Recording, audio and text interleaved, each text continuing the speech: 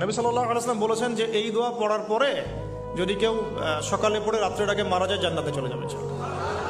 রাতে পড়ে সকালের আগে ইন্তেকাল করলে জান্নাতে চলে যাবে। আমি ইস্তেগফারের আপনাদেরকে 2-3টা দোয়া শিখাই দেই আগে ছোট্ট করে।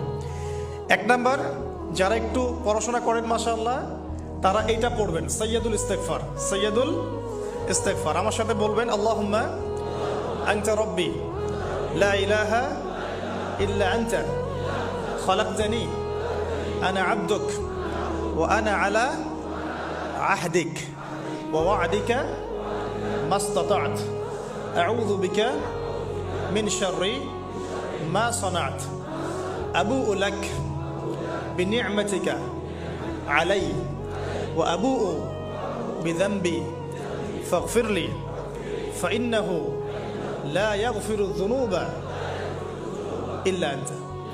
কেউ সকালে পড়ে রাত্রের আগে মারা যায় জান্নাতে চলে যাবে। রাতে পড়ে সকালের আগে ইন্তেকাল করলে জান্নাতে চলে যাবে।